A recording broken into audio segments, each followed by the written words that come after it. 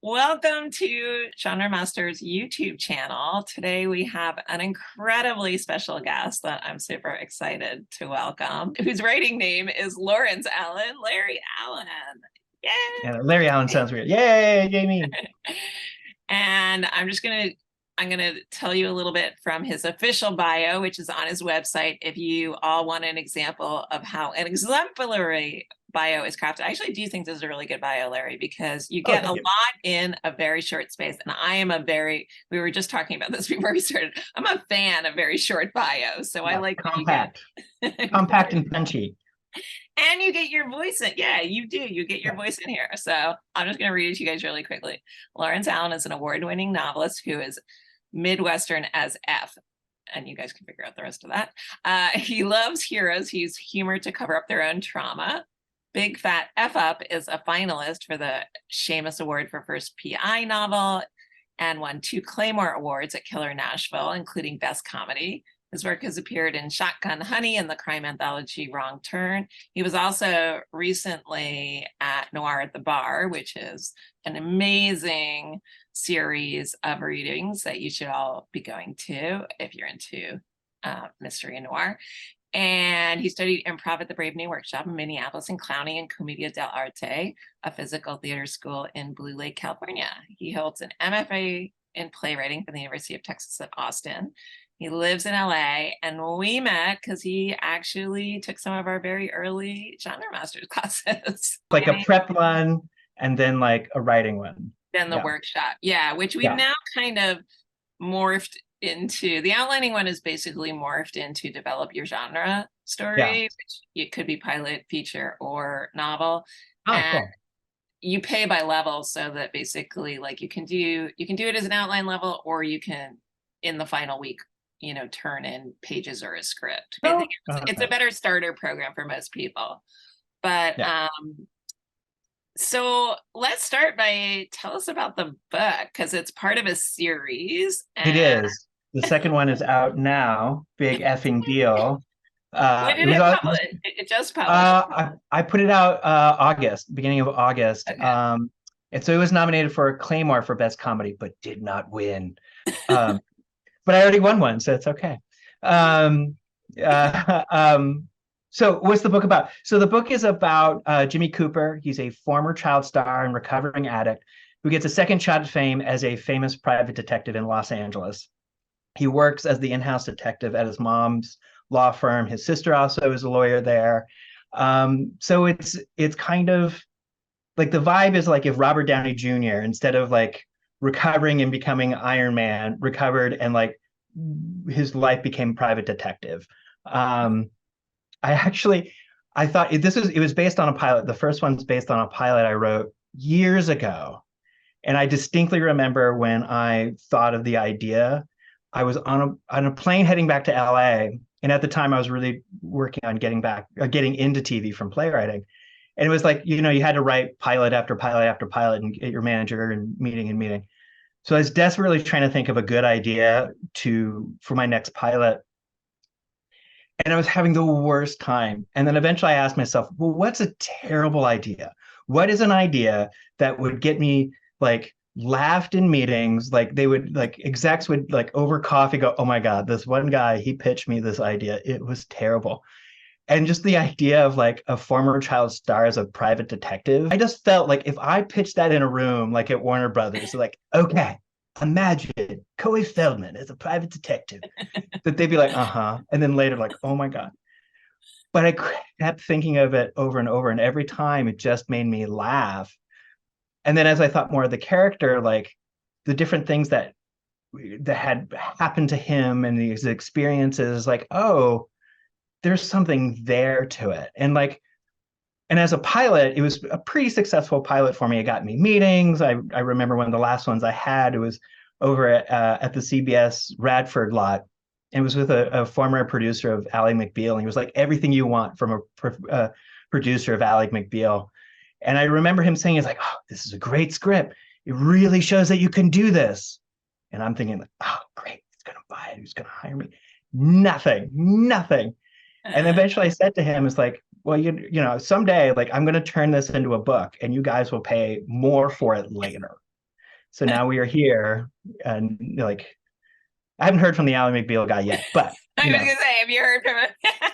any minute now. But you know, No, it's but it's getting funny. around.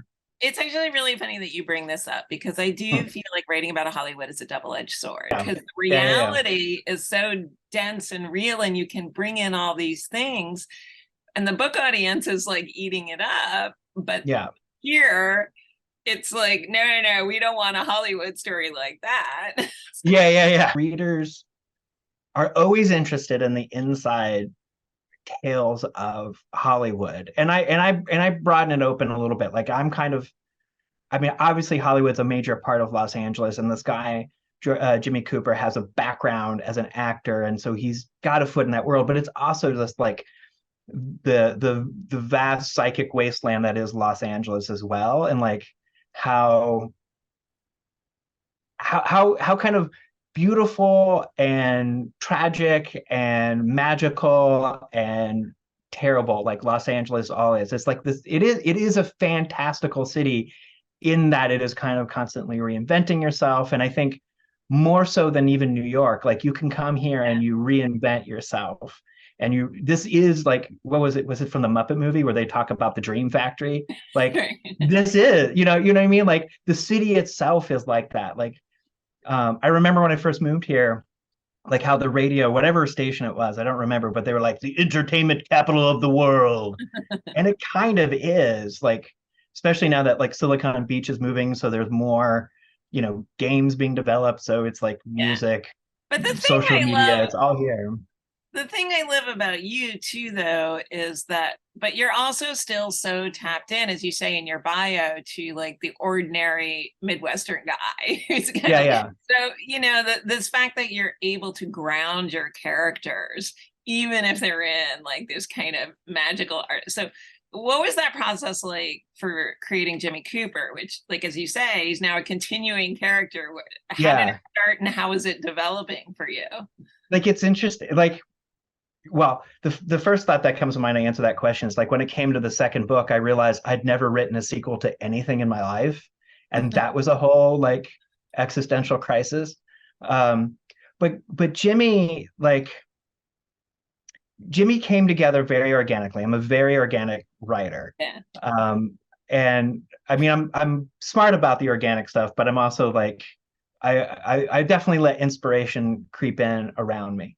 So it's definitely, all the stories of all the child stars that have been out there. Like, I read Corey Feldman's autobiography, and it's fantastic. It's everything you want from a Corey Feldman autobiography. So it's kind of piecing together things that I wouldn't have guessed about being a child star.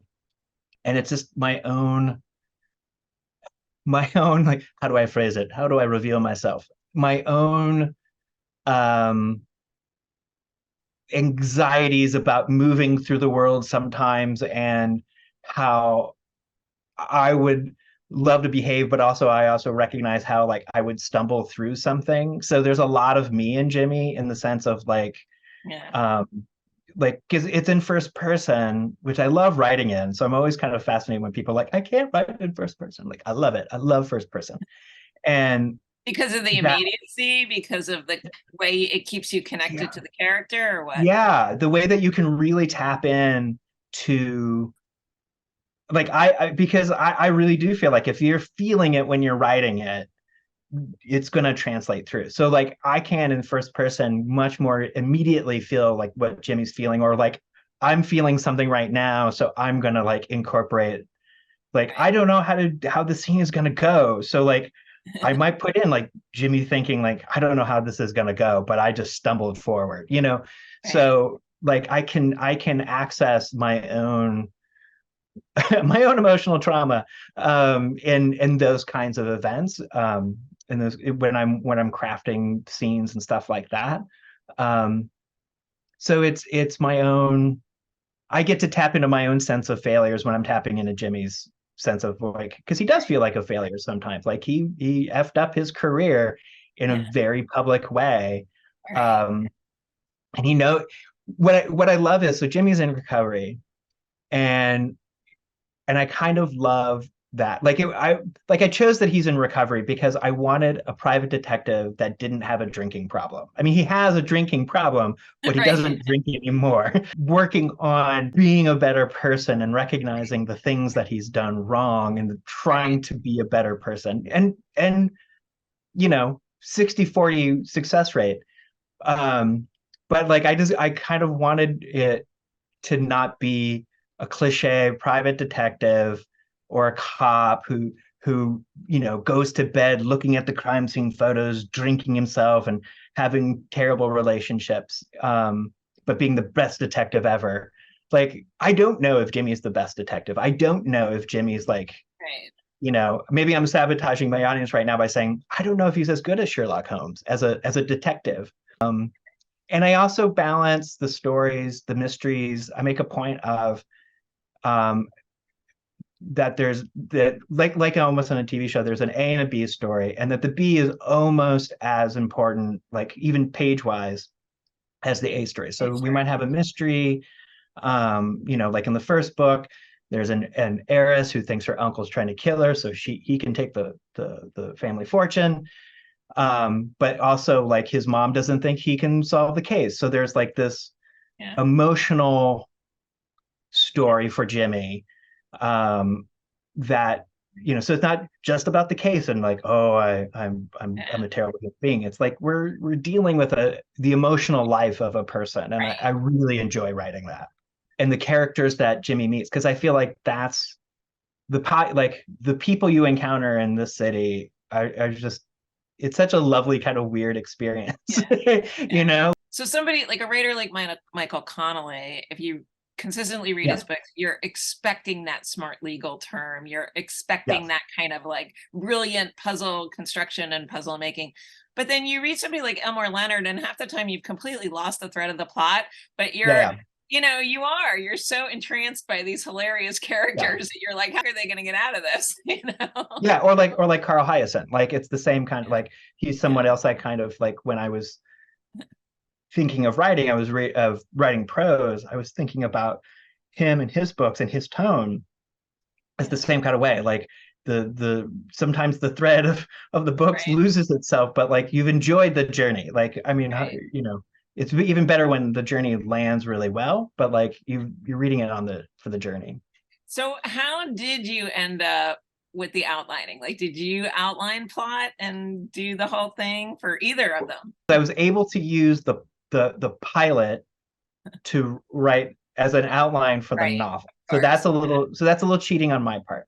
I know I based the pilot structure on Castle. So like how the act breaks were going to work and stuff like that. So I had I don't know where I came up with the idea for the story of the heiress that was there. Um, so so basically, like, kind of like, it's kind of cheating when you're writing a pilot and you're basing the structure on something else, but it's the best form of cheating, Yeah. because it makes it easier. So like Well, I and it's will, why so we teach the classes together, because yeah, at some point, I think when I first came here, I was like, oh no, novel structure and pilot structure, it's two totally different things. And then the yeah, more yeah. I did it, the more I was like, they're exactly the same. They can be exactly the same. But I'm also like, so I want to find a good term in between pantser and plotter. Like, I have an idea of where I'm going, so I'll Right. kind of write towards that. And then if I like, oh, this doesn't work, I have no qualms in deleting, 5, 10, 15 pages of, like, it still has been useful. Like, okay, this isn't where I Right. want to go, but I learned some stuff. But So no, go ahead. no, okay. So it's kind of stumbling. So I kind of look at it as like I write like this, that I go forward, I go back, I go forward, I go, and it's taking me a long time to feel very comfortable with that as a writer. So I'm always kind of going back over what I've written and layering in more and more as I go a little forward, I come back. So it's like I've gone out, learned something, and I can come back and layer on top of it. Because I'm an underwriter. Like, I'm one of the I feel like I don't know many underwriters, but I'm an underwriter. Like, You- I had drafts of pilots that were like 35 pages. Oh, wow. It's Yeah, like, yeah, okay, yeah. this is obviously too short and I was only focusing on hour longs. But you know what? Um, like, it's really interesting that you say that, because honestly, like, the longer I've been teaching, and now I don't know if I should be saying this on our public YouTube, but I almost feel like you should take the class as rewrite classes, like, Mm, because my experience is that's exactly, at least when you're at the beginning of your career and you're really trying to learn and absorb stuff, you're better off just doing a vomit draft and then coming to yeah, class and doing yeah, like the carving and the shaping and the filling in, and because a lot of times trying to generate and keep up with yeah, everything else, it's a big task to ask people who are just learning basic things, yeah. And whereas I think underwriting and then really shaping and filling in is actually kind of a brilliant way to learn to do it. yeah, you got to get your idea out. Yeah, But you also have to rewrite. Like, yeah, and I think a big part of writing is the rewriting. Like, I've always imagined doing a writing class, like a prose writing class, where it's like, the first week of school, we've written a short story, and now we're going to rewrite it in like, okay, now we're going to rewrite it from this character's point of view. Now we're going to write it as if it was a sonnet. Now we're going to rewrite it. So yeah, you become flexible with the words, because it's not, I mean, the words are important, but like at the same time, like if you're not able to kind of move things around, if yeah, if you feel like you can't move things around, you're not going to make ultimately your story better. Whatever it is, if it's a pilot, if it's a novel, if it's a short story, like you're not going to make it better if you're holding too much on. Like, I've shocked people when I say, "Oh yeah, I've cut 20 pages and just threw it in the trash," and they're like, "What?" I'm like, yeah, sure. I mean, like, yeah, I'll remember whatever important stuff there is, but yeah, like, it's they're not even ink on a page anymore. right. You know what I mean? It's just like it wasn't serving, so it needs to go. So Um, what was the process with the second book? You outline on the second book, or was it the same thing that you just kind of like saw the road ahead and went? I don't necessarily don't outline, but I resist outlining because I feel like I need to see and hear a character move. Like, it's hard for me to kind of like, what would they do in a situation when I'm just like, Yeah, had an idea of what the book was going to be and who kind of the players within the book were going to be. So then it was like, okay, so I know in 4 chapters from now something's going to happen. It might be the B story, the A story twist, or something. So I'm kind of writing. It's like, oh, I need something here. Oh, here's a character idea, and then that can be a scene. Now again, like, I'm still kind of writing like this and like this and like this, so I still might come back and cut it out later, or move it somewhere else, that section that I wrote. But like, it kind of builds in. It's interesting that you said roadmap also, because it's like I'm putting in like goalposts or signs. I'm making sure it's in camera now. Signs of where I'm moving towards. So I'm always knowing like, okay, I'm here. Okay, something's gonna happen.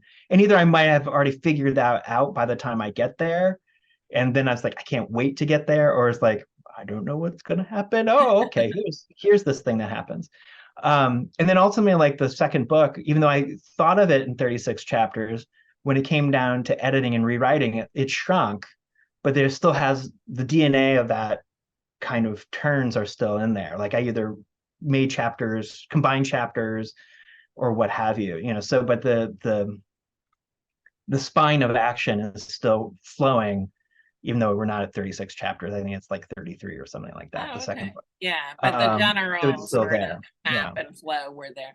So Yeah. tell people a little bit, because I found this intriguing. Even when you were taking the class, we had a discussion about your process and how you keep track of your words, and I'm just Yeah. like, Yeah. all right, tell everybody what you do, because I think that's fascinating. Well, like, I mean, it's not my thing. I can't remember which book I read it in, so I can't take full credit for it. But I created. You're talking about the Google Excel sheet.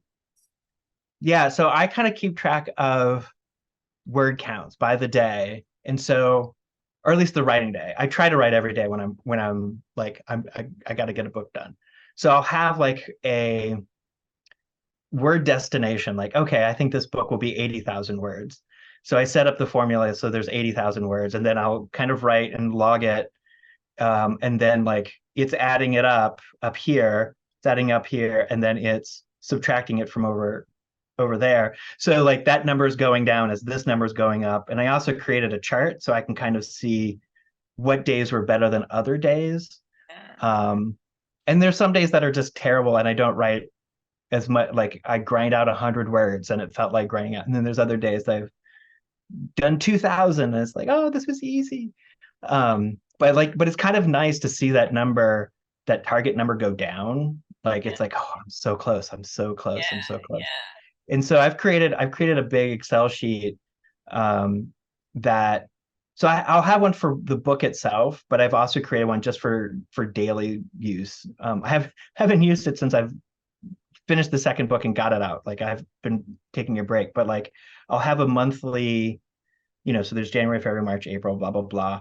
So I can just edit it, put it, January 5th, I wrote 150 pages or 150 words.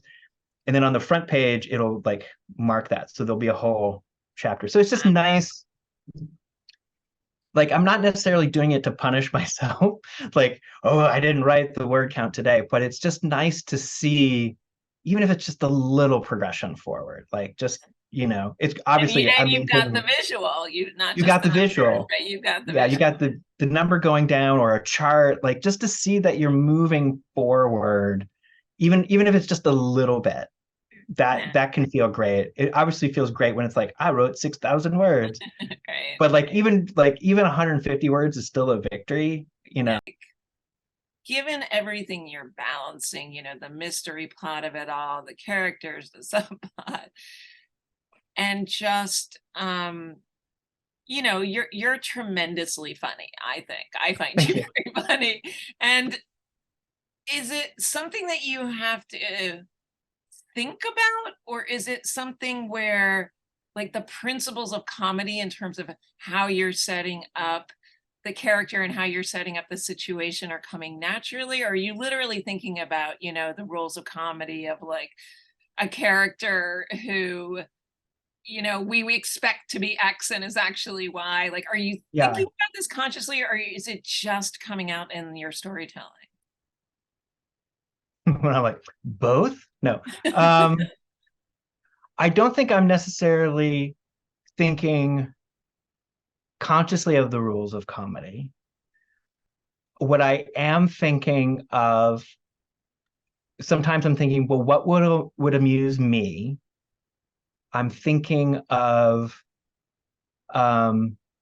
what would be a zig when everyone's expecting a zag. Okay, you are thinking about that. So surprise. Yeah. Surprise. I have what helps is I have a character who for those that play Dungeons and Dragons who's kind of chaotically good. That I'm using Jimmy.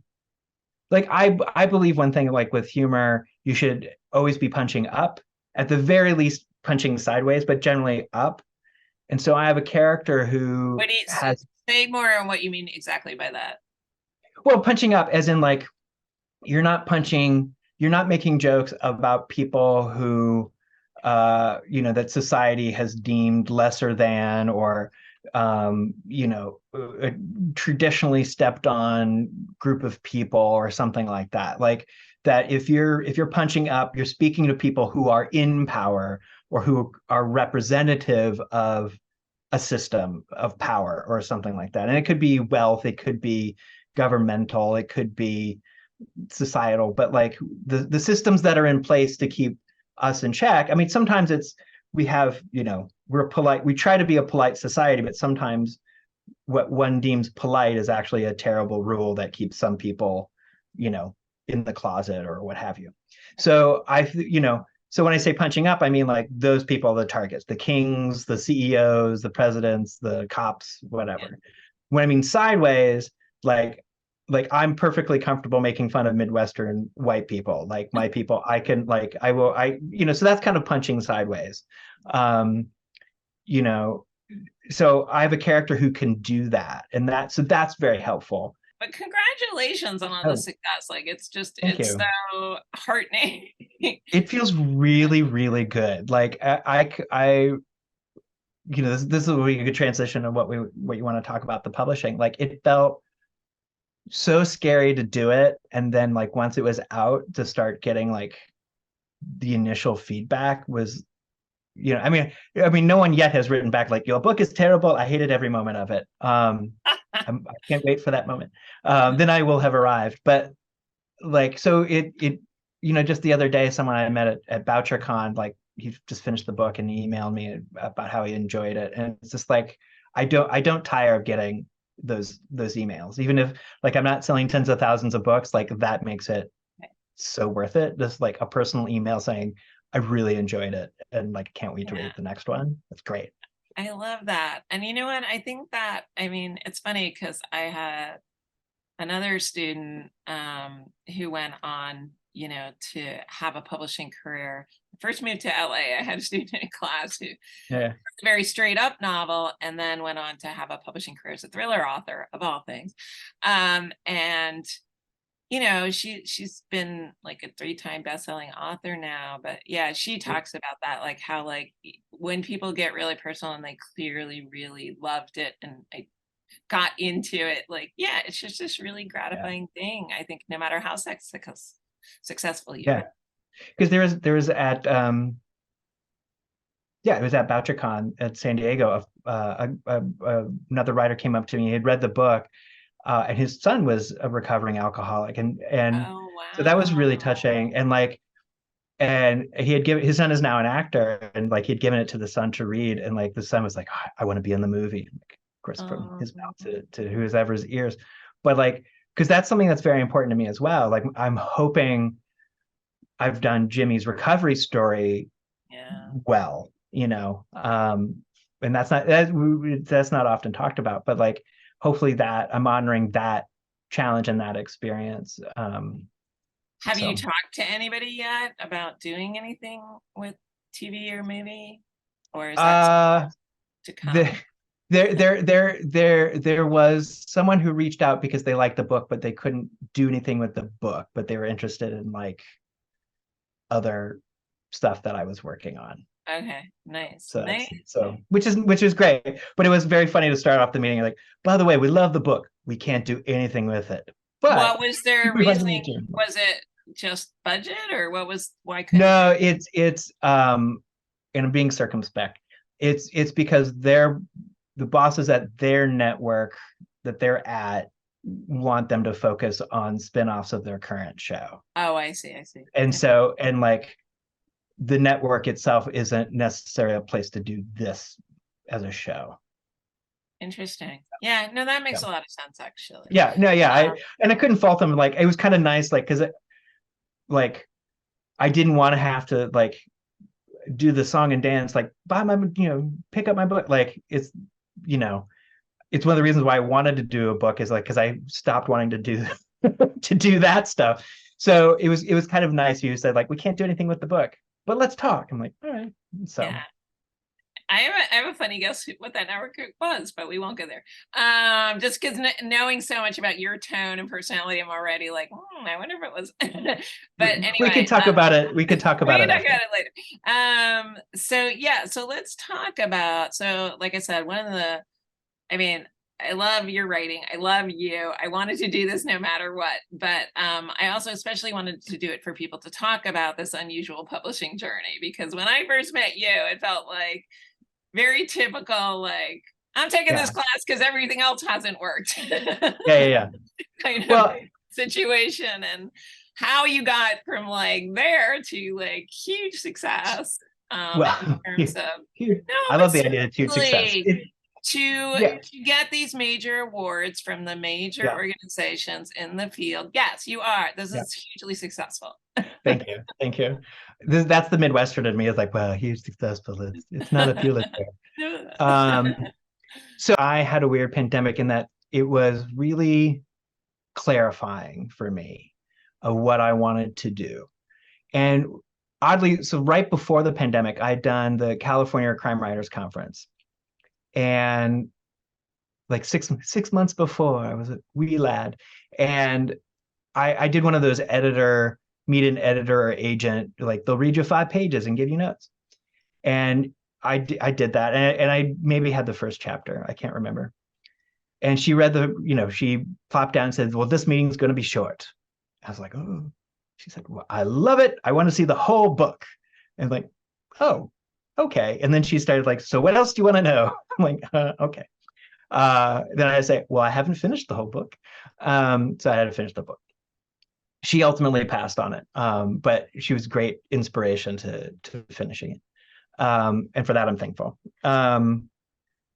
So, I'm working on it, developing it, and then I'm querying agents and going through that process. And then at some point in the pandemic, it occurred to me that kind of one of my favorite moments of the favorite period of my artistic life was when I was in Minneapolis, when I was living in Minneapolis, and I was self-producing my plays. And it was great fun, and it felt really inventive, and it just felt really right at that moment of my life. And so it occurred to me, it's like, oh, I have this book with like a title that will probably never sell in Walmart. And so it's like, okay, well, in this day and age, I don't necessarily need an agent to put out a book. The technology has gotten so good that and there's enough people out there, artist wise, that I can assemble a book, make it look really good. Like it's not terrible Photoshop cover. It's got all the things that I even like, this is my favorite detail of the book, is that like, so I decided, it's like, well, I'm gonna put it out there myself. So I hired a fantastic cover artist. I found her. After actually the journey to that was like, because I knew I wanted something with a bright color, because like Carl Hyacin had bright colors and it was kind of in the tone. So I reached out to one of his cover artists, like, hey, can you do my cover? He never wrote back. His loss. So I found this artist. She's great. She also does the interior design. Oh, nice. I found a fabulous editor, because I wanted to. It was funny because like the initial version of the book was 85,000 words, and the editor that I hired for because I used a development editor for the first full book, but then with the editor, when I decided to self pub that, or indie pub as we kids like to say, um, she said, well, here's this whole storyline. I don't think you need it. I think you could cut this storyline out and save it for the second book. And I had a weird pause of like, oh, there can be a second book because I get to decide. Because I had a tendency with my pilots, like I'm going to put all my ideas Into the one. into the pilot, because this might be the only object of this idea that I ever get to have. So I'm going to put the ideas, and it's like, oh, I get to decide. So I removed a whole storyline, and shifted it somewhat to the second book, but in a very different sort of way. Yeah, so I chucked a good 15,000 words that just are in the ether. So I did that. I obviously I put pause on the querying of the agents, and then just went forward with that and started learning, like, okay, so how do I distribute the book? So what's great with the technology now, it's print on demand. So I don't have to have 10,000 books. I don't have to lay out $10,000. There's two methods of it. So like there's Amazon, and there's also Ingram Spark. Ingram is like the big book distributor to bookstores. So I put it up in both locations. So you can go to your local bookstore and order either of those books. And then I didn't Ingram, know that. I could have avoided the Amazon debacle. yeah. I mean, yeah, I made a specific point. Like, if we want to talk business, I make more per book from an Amazon purchase, but I love that it's available at a book. I would rather, bookstores be able to carry it and make some money off of my book. Like, yeah. So I do those two distribution channels, for the paperback. My voice. And then the ebook I do, for a while I've kept it exclusive to Amazon, so it could be in the Kindle Unlimited. But the first book is now just about going wide, so you can get it as a Nook through Apple Books now. It should be available in Hoopla soon, and all like Kobo and Oh, all of those things. wow. So there's easy ways of kind of like create. So now I kind of have two channels of like Amazon, Ingram, which I don't have to do much with because it's just they just do the paperback, and then I use Draft to Digital for like the other ebook stuff. So I just have like three things to kind of look at. And that's so like that part's really easy. I mean, like once you figure, there's lots of, there's little details here and there, but it's not hard. I mean, the really hard part is this getting the word out that I have a book. I don't have, one of the, going back to not making as much from the bookstores, I remember at that same California Crime Writers Conference, a very successful mystery writer, long series, TV show based on the series. And like, I think her contract was up and she's like, I might continue it, I might not. But she talked about how much she got per book. I mean, obviously she gets a big like advance, but it's an advance on the royalties. But like, what she's making per book was a lot less than what I make per book. She sells more books, but like, so it's like, oh, so it's not, and then another reason I decided to self-pub, this is important, I think. So it's very possible that your publisher might drop you. Say you're in the middle of a series, it doesn't sell well, and they drop it. Right. Another publisher is not necessarily going to start, book 3 of that series when they don't control book 1 and 2. So do you start, you have the choice, start a new series or start doing single books. And like, I think what it is, I don't like working for people. I like working for myself. Yeah. And so like, I can decide how many books I'm going to put out and when I put them. And, people do, by the way, and I'm sure you know this, but just for our audience, maybe people do buy back the rights. That happens. Yeah. So that if the publisher stops, like mid-series, they're like, blah, you're like, okay, well, I'll buy back the rights and issue it myself as the entire series.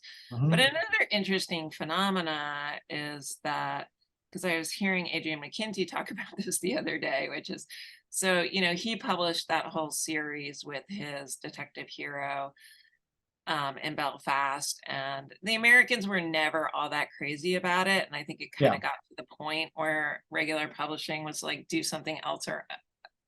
Or else we'll and stop that's publishing. when he came up with like actually his huge best-selling novels. But what's interesting is that has now translated back into like the Americans putting effort behind marketing the Sean McDuffie series because they're like, oh, yeah. And what's interesting is that your backlist as a best-selling author, will put muscle behind. we'll keep they'll put muscle behind the people who are successful.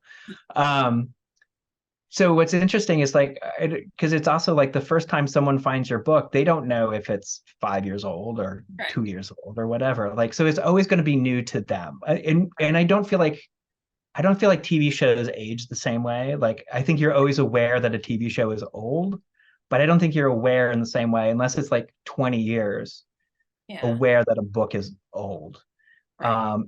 It's a different kind of mindset to that experience. So it just felt like, my desire to like kind of control how something looks, the feel of it and all of that. It's like, well, right now, it makes a lot of sense to me to do it this way. And like, I put in a lot of time and a lot of money. I was going to say, so how much? Because I think the big reservation people have, and I mean, it has been a transition. Yeah. For people like me who is used to just the traditional system where people were backed at earlier stages in their career and for longer periods, and now they're not, because I think everybody just sort of said, well, self-publishing will take care of that. But, Yeah. I think the reservation on most authors' parts is the time, and not And that's, not even the financial, but mostly like the time commitment. So yes. what was that like for you? Um, it's a good question because like uh I've actually really enjoyed the time commitment. Like Oh, okay. like I've been learning how, because of titling issues, I can't do Amazon sponsored ads. I discovered. But I can still do Facebook ads. And so I started learning that and putting out Facebook ads. And like it's hard initially. It's gotten easier as I've learned more, and like we'll see how they do. But like it's like, oh, I enjoy this. Like this is another kind of creative act for me. I don't think self-publishing is for everybody because there is a level of, you have to kind of know and look at the overall picture, you know, because ultimately you're responsible for what the cover looks like. You won't be in a traditional publish. You Right. might be able to say what the cover should look like. And as you get more successful, you might get a bigger say and a bigger veto. But like starting out, it's still going to be the publisher who says, nope, this is the cover. Um, so it's great. So you don't have to have all the responsibility if you're traditionally published. So it's all on me, but I don't mind that. That's interesting. Um, I like I like learning.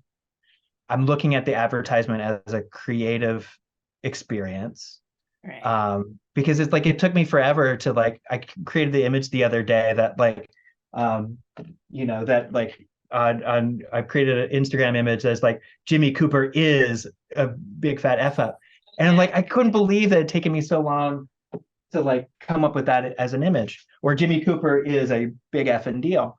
Holly and I And talk about this all the time. Like crafting good Instagram posts is incredibly time yeah, consuming. it is time consuming, but it's also like when it's a muscle, because once you start Yeah. like figuring out that muscle, like it's easier to kind of do it. And then And it can be there's, really fun and yeah, satisfying. and there's so many courses out there um that I took one about Facebook ads, and he has some I template was going to say, did you examples. take any courses that you recommend to our I audience? did.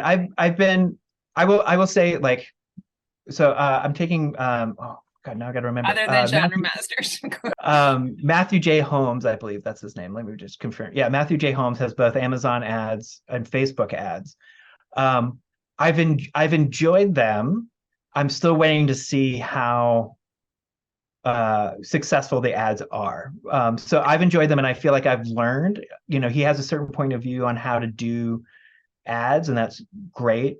So there's lots of other people out there too. So it's kind of finding the right match for you. Right. Um, I'm sure people will disagree who've taken it, but I feel like I've gotten more out of the classes that were 100 and 150 than the $600,000 courses I've seen on self-publishing of like how to do ads on Amazon and Facebook and all. Like Yeah. be choosy. I don't, on the flip side, don't be cheap. Like don't like, I got someone to do my cover for $100, because it Yeah. will show. It will absolutely show that you went cheap. Yeah. Um, so there's so much information out there. So you just kind of have to kind of Yeah. sort through it. But I think the for someone considering indie publishing, I think you have to be ready to take on the responsibility of doing these things and kind of want that responsibility. Yeah. Um, That's good advice. Yeah. yeah, you can't be a control freak and then like give it to traditional publishing, because traditional publishing, because all of the editor, the publisher, they will all have a point of view, and they're giving you money so they can do what they want with the book, and that's the agreement, Although for I do better or for think worse. that, and I'm saying this to you as much as to the audience, that look, there's different phases in our career and Mhm. we end up wanting different things. So that's why I was saying, Yeah, like, sometimes people are taking back rates from the traditional publishers, and sometimes yeah, they're selling their self-published yeah, backlist, to the traditional publishers, because, like, the Colleen Hoover books, where it can, traditional publishing can really break you out to an even larger audience. And yeah, I think it's a dangerous to kind of like decide I'm only this or I'm only that, as so much as yeah, like right now, here's where I'm at, and this is Yeah, how that's to get my career. Like that's why I love that you took the bull by the horns and you said, I am ready. yeah, Nobody else necessarily is saying that, but yeah, I know I am, so I'm gonna yeah, get it yeah. started. I'm not, yeah, and I don't want to say I'm poo-pooing traditional publishing. I'm still considering it, like maybe not with this series, because I kind of like really love how the series feels and looks and all of that. But I have other ideas. So if you're out there, agents, um, give me a call, email me, tweet me. Um, yeah, I mean it's that kind of traditional publishing will allow you to have greater reach, especially if Yeah, you are at one of the big, are they four now or five? I don't remember. sure. At one of the big ones, they're going to have a larger reach. You might be in a larger system. You might have at a smaller publication, you'll be a bigger fish in a smaller company, Right. but it's going to have a smaller reach, and it's going to have smaller PR budgets. And so you kind of have to, I use the word responsibility again. You have to kind of be responsible for the career that you want to have. If you want more control, then you choose smaller places. If you're happy, like I want the biggest reach possible, then you're gonna go for the HarperCollins. Like they love your book, it's going to be a big reach, but you Right. might not be able, but they're also aiming for a bigger reach. So you might not be able to write, your, anthropomorphic fish who solves mysteries while owning a muffin shop. Like they might not be interested in that. Right. Um, Right. but weirdly, there's probably an audience for that There book. probably is. Okay, so final question, because we're a Uh-huh. little bit over time, but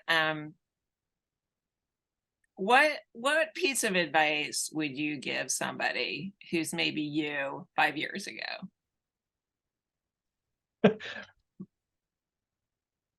Without, and don't tell them to go through the pandemic. Yeah, yeah, yeah. Find a pandemic, go through it. Uh, Scan the newspapers, look for the pandemic you can choose. I think,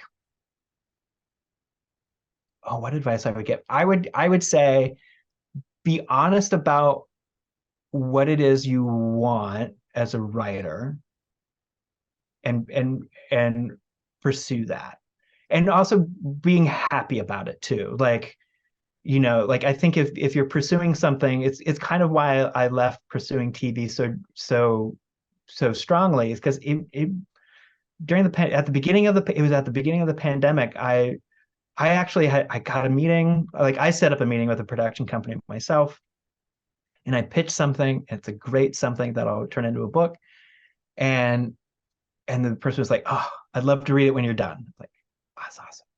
I got halfway through the pilot and I couldn't write it anymore. I was like, I just don't want to be on this. And I was probably burnt out for more than a year until I'm slow to learn things. So so it's kind of knowing what you want and being honest with yourself. And I think I wanted to write something that moved people. And I think I realized it didn't have to be in the form that I thought it needed to be. Like I didn't necessarily need to be that TV writer, because I wanted to entertain and move people. I could be a different kind of writer and achieve the thing that I actually wanted. Um, so okay, I'm going to revise it. So trust in yourself, but be flexible. Trust in yourself, but be flexible about how you're achieving what you actually want. Like there's other paths and there are other roads, than just like, because I think it's a strong narrative in Hollywood. Never give up, never surrender. Um, but I think sometimes it's like you get so caught up in that you become unhappy, unhealthy, burnt out, and you need to change. But Yeah. the technology available that wasn't here 20 years ago, like you can be any kind of artist you want, and it's amazing right now. And so it's like just taking advantage of that, and being true to the artist that you are. Exactly. Yeah. Exactly. All right. Well, Larry Allan is the author of Big Fat F Up and Big Effing Deal. You can see them right behind him. They're available at Amazon and apparently your local bookstore. Yeah, you have to, or you probably have to order it from your local bookstore, or you can order it from Barnes and Noble. Um, you know, if you're in LA, the Book Jewel in Westchester by the airport, they've got copies of Oh, both. nice. Okay. So yeah, All right. Well, and thank you so much for thank sharing like you. this journey and all the amazing experiences. I think you're going to go on to just build bigger and better things. I hope So, so. It's been so much fun. Like I kind of like I'm ready for anything because it's just been so much fun.